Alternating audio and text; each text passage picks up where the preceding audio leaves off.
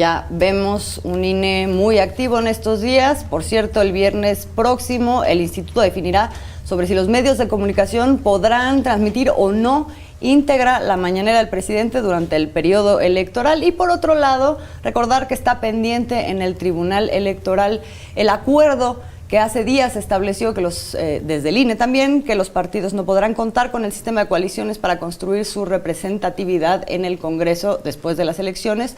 Un tema del que, ya se lo habíamos dicho aquí, el tribunal se había pronunciado ya en 2015 en sentido contrario al acuerdo del INE. Y bueno, muchos temas sobre la mesa y vamos a platicar de ellos con Pedro Miguel y Jonathan Pérez, que nos acompañan el día de hoy y les agradecemos mucho que se encuentren esta noche con nosotros. Muy buenas noches, Pedro, Jonathan. Azul, Juan, buenas noches. Buenas noches. Buenas noches, Azul, Juan. Pues vamos a arrancar con estos últimos temas que acabamos de ver y luego nos vamos con otros del día que también es que estuvo muy cargado. A ver, últimamente se ha hablado, hemos estado escuchando en voz de distintos actores políticos que la democracia en nuestro país está siendo amenazada. Ahorita estábamos viendo los datos de esta encuesta que sacó el INEGI junto con el INE, en donde vemos, por ejemplo, una inclinación hacia la democracia participativa de la gente. Vemos pues una población atenta, involucrada con los temas. No hay todavía un triunfo, digamos, en la concepción de la población sobre la confianza que hay en las prácticas democráticas del país, es decir, que se encuentra totalmente satisfecha. Están 50-50. Se establecen como prioridades de la población la pobreza y la justicia. Y por otro lado vemos todavía el predominio de la televisión como principal fuente de las personas para llegarse a información, de acuerdo con esta encuesta.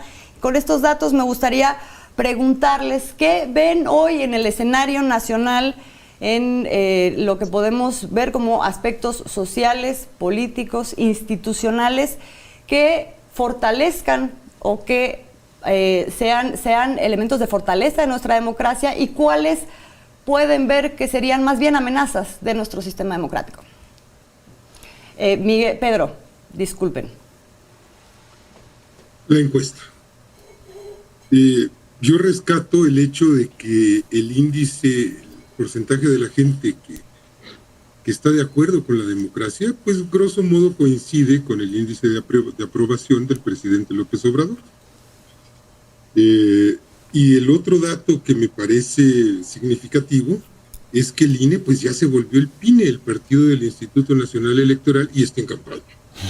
Está en campaña, promoviéndose con cifras que pues dicen que están, pero no están. A mí me parece que es muy claro que la coalición opositora ya reclutó a un cuarto miembro, el PRI, Acción Nacional, el PRD y el INE. Jonathan, datos que dicen que están y que no están y unos claros señalamientos que bien merecidos se los tienen algunos consejeros del INE, pues por ser como partido, como en un partido los árbitros, pero al mismo tiempo jugar para uno de los equipos. Sí, coincido con Pedro. Hoy estuve escuchando y viendo en la Cámara de Diputados justamente el debate que se hacía en torno a la sobrerepresentación. Y el diputado Fernández Noroña decía un asunto que coincido. No es, antes en las marchas del fraude electoral, yo me acuerdo que se gritaba en el 2006 que el IFE era un árbitro vendido.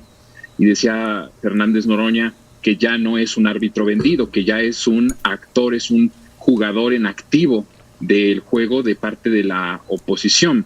Efectivamente, es un INE que está tomando claramente un partido, que es el partido de la oposición, y además que está dando una información que no es muy clara sobre la confianza de los mexicanos sobre este instituto.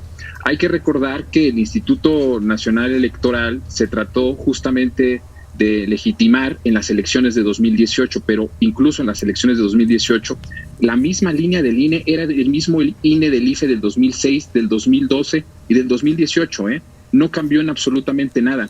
Ellos dicen que con esto crecimos como un país de instituciones democráticas. La verdad es que en 2018 hubo el mismo fraude, hubo la misma compra de votos, hubo la misma orientación de permitir desde la presidencia y desde los gobernadores orientar el voto, comprar el voto a favor del partido en el poder, que en ese momento era Enrique Peña Nieto y era el PRI. Eran las mismas formas. Lo que cambió de 2012 a 2018 es que justamente la gente salió de forma abrumadora a votar por un cambio. Y justamente ese cambio significaba también cambiar al INE, cambiar a las instituciones que supuestamente eran los árbitros de las elecciones. El hartazgo no solamente era en contra del PRI y era en contra de Peña Nieto, era contra esas instituciones que permitieron llegar justamente a Peña Nieto a través de un fraude económico y a través de financiamientos ilegales y posiblemente hasta del narcotráfico. A ver, a mí sí me gustaría tratar de entender y de discutir con ustedes qué papel tendría que jugar el INE, qué tendría que ser esa institución, digamos, a la luz de lo que un poco hemos visto en estas últimas semanas, o bueno, no nada más en las últimas semanas, pero en donde de pronto lo vemos legislar, de pronto es una especie de poder judicial que interpreta la Constitución, etcétera. O sea, ¿qué es el INE hoy? ¿Qué papel está jugando institucionalmente? ¿Como dónde podemos ubicarlo? ¿Y qué debería de ser? Pedro. Es una trinchera del régimen derrotado en 2018. Para mí es clarísimo que es un instrumento que ellos están usando, pues no tienen ya la presidencia, no tienen la mayoría en las cámaras legislativas, entonces pues recurren al INE. Lo que tú dices, pues para legislar es una aberración, ¿no? Es una aberración que el INE pretenda establecer leyes y reglamentos electorales, además con un descaro, debo decir, insólito. Es decir, sale Lorenzo Córdoba a decir, pues ¿de qué se asustan si esa legislación está en la Constitución desde 2016? No, desde el 1996. Uh-huh. Oye, ¿y por qué no la aplicaron en 1996? ¿No? Pues porque querían tener mayorías y porque querían mantener un dominio oligárquico, neoliberal, reaccionario, vendepatrias, depredador del país. Y ahora se lo sacan de la manga. Es decir, es muy claro que ellos lo que tienen son los organismos autónomos, incluido el INEGI, por cierto, esa Comisión de Competencia Económica, a eso están aferrados como garrapatas y pues lo están usando para impedir la realización de un programa que tiene el apoyo de la voluntad popular mayoritaria. Jonathan, sí. ¿Hasta dónde puede llegar, te escuchamos, hasta dónde puede llegar el Instituto Nacional Electoral a través de estos intereses que quieren ahí tener de manera permanente? Han sido muy claros con su posición con respecto a la ley. No se bajan los sueldos, por ejemplo, ¿no? Dicen velar por la ley, que se respete la Constitución, pero no se están bajando los sueldos, ganan más que el presidente. Y ahí le encuentran recovecos y se amparan para saber que después se van a tener que volver a amparar, en fin. Sí, mira, primero decir que el INE no es un poder constitucional, no es la cuarta persona de la Trinidad ni la cuarta persona del Poder Ejecutivo, Legislativo, Judicial y el INE. Eso no existe. Y está tomando atribuciones inconstitucionales. Eso de principio. Por otro lado, ellos son un organismo autónomo, pero no tienen estas facultades.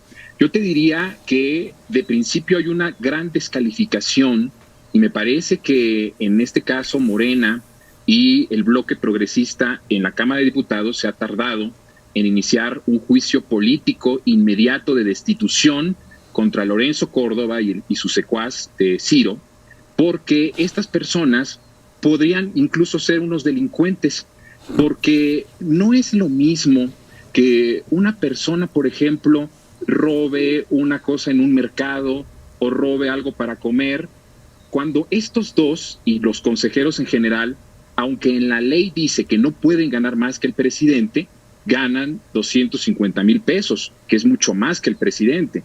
Entonces, solo por eso, ni siquiera por otras cosas que aquí estamos comentando, tendría que ser un INE totalmente descalificado y un INE completamente renovado.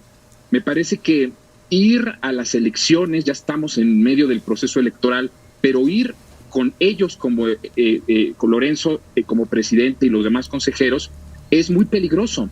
Sí, es muy peligroso porque están tomando atribuciones y están queriendo aplicar normas que no se aplicaron, como decía Pedro, en el pasado y que dejaron la sobrerepresentación. Ni siquiera nos vamos a 1996, estamos hablando de hace pocos años, 2015, 2012, cuando el PRI tenía ahí sobrerepresentación. Y ahí es un grave problema. Competir bajo estas circunstancias es verdaderamente tremendo. La única forma que yo encuentro y que yo veo en que se va a librar de nuevo esta forma en la que ya el INE también forma parte de este bloque opositor del PRI, PAN y PRD, pues es que justamente la gente salga de una forma abrumadora de nuevo a expresar en las urnas su decisión contundente o no de continuar el proyecto de transformación o continuar o más bien retroceder al proyecto que llevó a la desgracia a este país y que hoy seguimos padeciendo en todos los ámbitos, en seguridad, en la cuestión social, en la cuestión económica y muy marcadamente con esto de la pandemia en la cuestión del sector salud. Entonces me parece que sí están tomando atribuciones y yo creo que sí es indispensable que solo por el hecho de que están robándole a la ciudadanía, porque es dinero de los mexicanos y de las mexicanas, esta atribución de ganar más de lo que por ley tendrían que ganar, desde ahí deberían de estar descalificados y tendrían que tener un juicio político inmediato de destitución. Ahora, este asunto, quiero rescatar este asunto del que hablabas, Jonathan, de la aplicación de normas a discreción. Lo vemos en el INE, pero no es la única institución en este momento que está siendo cuestionada por una cosa así. No es cosa menor. Justamente estábamos viendo cómo a posteriori ahora se hace una evaluación de lo que fue el juicio de Sergio Moro contra Luis Ignacio Lula da Silva y se me paran un poco los pelos de punta. ¿Qué estamos viendo en el escenario? ¿Qué otros elementos estamos viendo que están jugando y qué rol están jugando nuestras instituciones, ahora sí que garantes de la legalidad? Pedro, de nuevo para ir uno y uno. Le llaman lawfare, es decir, la judicialización con propósitos golpistas. Esto esto que están haciendo jueces del Poder Judicial, de dictar política económica y política energética mediante amparos, es absolutamente aberrante, ¿no?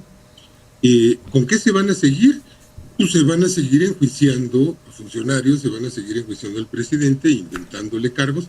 Pues ya se lo hicieron en 2005 con el desafuero, ¿no?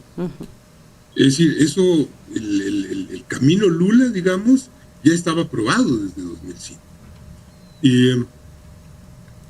Yo tengo la impresión, no sé ustedes cómo lo ven, Azul, Jonathan, Juan, que hay una actitud tremendamente provocadora en estos gestos políticos, facciosos, del INE, de jueces, de organismos autónomos que pretenden reemplazar al gobierno.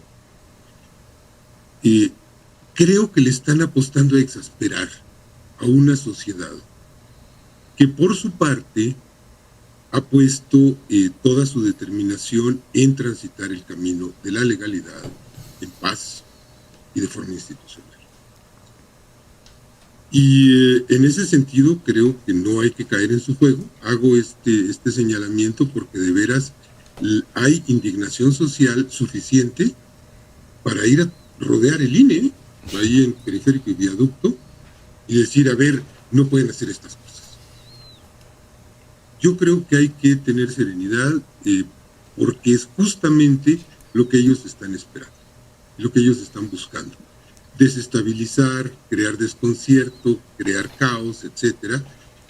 Me parece que se deben seguir los canales, sea mediante un juicio político a Lorenzo Córdoba y a Ciro Murayama, y desde luego, como decía Jonathan, volviendo a derrotar al INE en junio, como ya lo derrotamos en julio de 2018, porque el INE fue el principal derrotado de ese elección. Bueno, pues volver a derrotar al INE, como menciona Jonathan, es continuar con una transformación que se está llevando a cabo en el país y que está atentando contra una enorme cantidad de intereses, muchos económicos y muchos extranjeros. Y hoy, en la mañanera, bueno, fuimos testigos de lo que dijo el presidente de Bolivia, cómo estos intereses pueden llegar hasta un golpe de Estado, a imponer un gobierno de facto, en este caso por el litio, Jonathan, pues un metal que hay mucho en México, del cual tenemos bastante. Esto que pasó en la mañanera no debemos de dejarlo de lado, es algo importantísimo.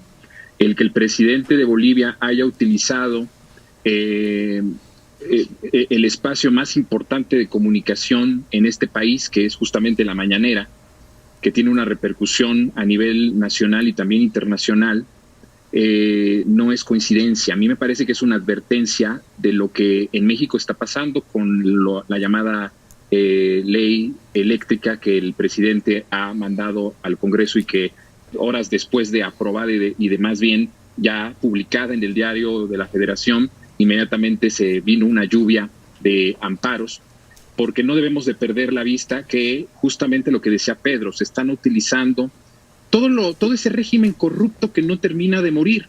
Y estoy hablando de muchos jueces, de medios de comunicación, de comentocracia, de oligarcas, de empresarios que se beneficiaron del saqueo del pasado, que justamente se resisten.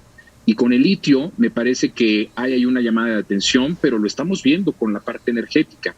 En los próximos días, el presidente de la República va a mandar una contrarreforma que va a ser el tiro de gracia definitivo de la reforma energética aprobada en 2012 por los partidos del Pacto por México.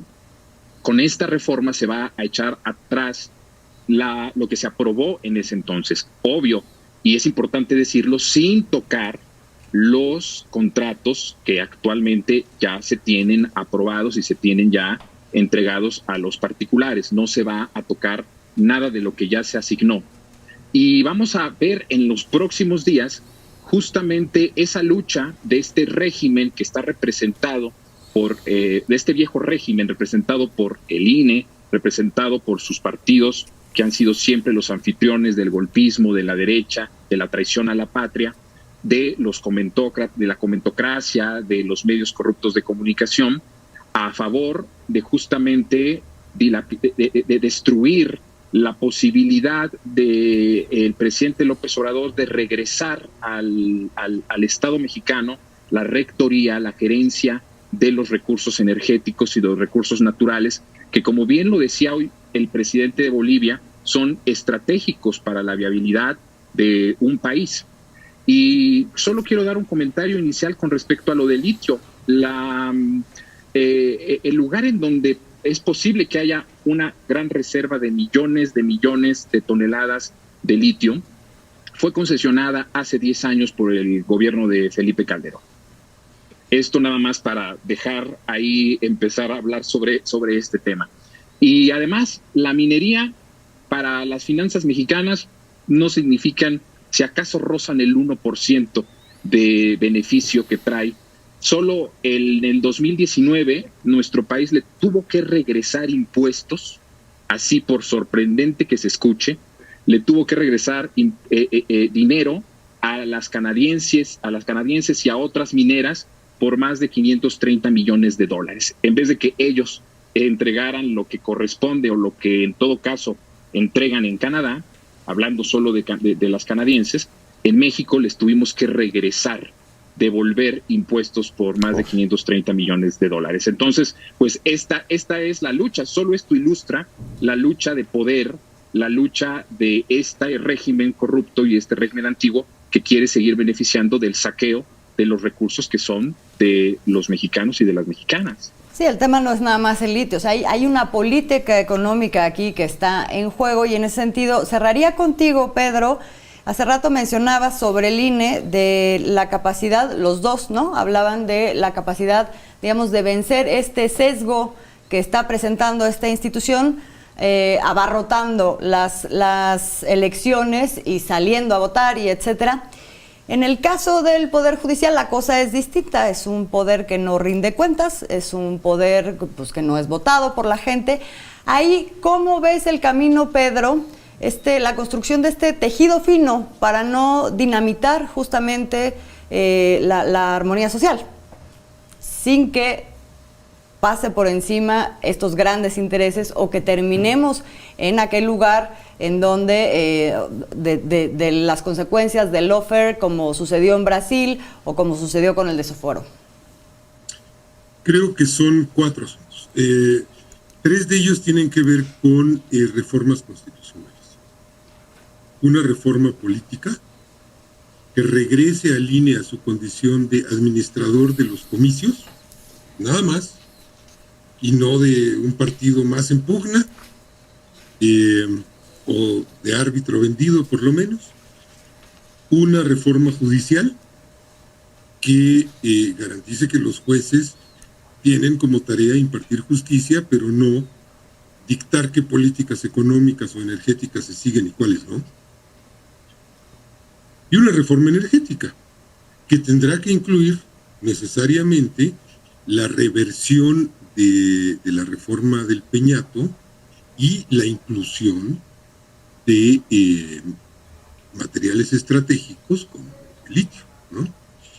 Yo no sé si esto se pueda nacionalizar o no. Hoy el presidente López Obrador decía que se va a revisar cómo se regula porque no hay que meterse en problemas con los grandes corporativos transnacionales que son capaces de financiar un golpe de Estado y de meter al país en una guerra, ¿eh? O sea, no estamos jugando, no son ángeles del Señor, son poderes muy siniestros,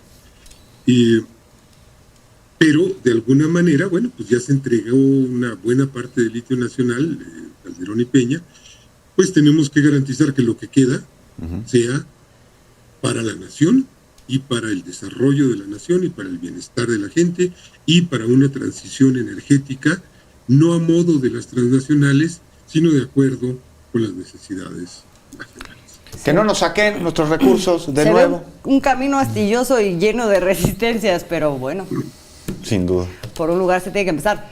Pedro Miguel, Jonathan Pérez, muchísimas gracias por esta conversación tan rica que tuvimos esta noche. Espero vernos pronto, esperamos verlos pronto. Azul, Juan, Jonathan, abrazo. Un abrazo, Un abrazo. Pedro, Juan. Abrazos abrazo fuertes. fuerte. Muchas gracias. Se puso buena la Se plática. puso buena. Sí, se puso muy buena.